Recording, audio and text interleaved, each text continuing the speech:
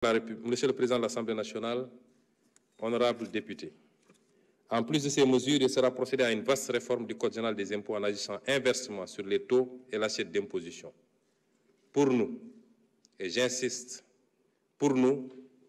élargir l'assiette fiscale tout en abaissant graduellement les taux d'imposition moyens est la stratégie appropriée pour parvenir à une fiscalité efficace et équitable. Faire payer moins à chaque Sénégalais, mais faire payer à tous les Sénégalais. Pour ce qui est de l'assiette, par exemple, la correcte fiscalisation de secteurs à fort potentiel, tels que l'immobilier, le foncier et l'informel, est un impératif budgétaire prioritaire. Par ailleurs, nous procéderons à la réinstauration du dispositif de contrôle et de taxation des appels entrants, supprimé en 2012, juste quelques mois après l'arrivée au pouvoir du précédent président de la République. Initialement, la taxation sur les appels entrants devait permettre à l'État d'engranger des recettes parafiscales de l'ordre de 50 milliards par année. Ce cadeau fiscal bien généreux ne se fondait sur aucun argument techniquement documenté et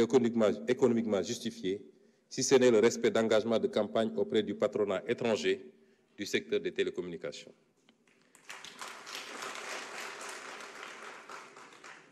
Ce renoncement a fait perdre au Trésor public des centaines de milliards, minimum 600 milliards de 2012 à 2024. Mon gouvernement s'engage, dès ce premier trimestre 2025, à remettre sur la table cette question. Une étude documentée impliquant toutes les parties prenantes, ministère en charge des télécommunications, ministère en charge des finances, ARTP, Direction générale des impôts et des domaines, opérateurs de téléphonie, associations de consuméristes, sera réalisée. Sur cette base, une nouvelle réglementation instituant un système de contrôle et de taxation des communications téléphoniques internationales entrant en République du Sénégal sera adoptée. Un accent sera consacré à la formation des administrations pour leur permettre de pouvoir faire face aux opérations complexes d'évasion, notamment les opérations transfrontalières, telles que les prix de transfert, les montages abusifs et autres, qui appauvrissent le pays de ressources précieuses pour le financement de son développement. Enfin, nous lutterons farouchement contre les pratiques permissives, corruptrices et dommageables à l'intérêt national, telles que celles consistant en des manipulations du Code général des impôts, pour introduire des dispositions comme les remises gracieuses aux entreprises ou la procédure de l'arbitrage fiscal permettant au ministre chargé des Finances de renoncer à des recettes fiscales votées par l'Assemblée nationale au nom du peuple sénégalais. S'agissant de la douane, le système de douane de dédouanement du Sénégal étant ad valorem, c'est-à-dire basé sur la valeur transactionnelle des marchandises. Il entre souvent en contradiction avec la volonté de l'État d'élaborer des politiques de soutien au pouvoir d'achat des populations qui nécessitent l'adoption de méthodes ad hoc. De méthodes ad hoc discutées avec les acteurs institutionnels et les opérateurs économiques pour arrêter un niveau de dédouanement qui satisfait cet impératif, d'où la nécessité d'une révision du Code des douanes pour intégrer la possibilité légale d'adopter pour une liste limitative de produits considérés comme essentiels, et cette liste sera fixée annuellement par arrêté du ministre en charge du budget, un système de dédouanement spécifique à l'importation. Sur le plan de la transparence dans les lieux d'exercice du pouvoir de l'agent public, il sera procédé à l'ouverture des espaces de travail, surtout dans les bureaux de dédouanement. En effet, les efforts consentis en matière de dématérialisation des procédures, au lieu de créer un environnement nouveau, marqué par un traitement sans papier et sans usager,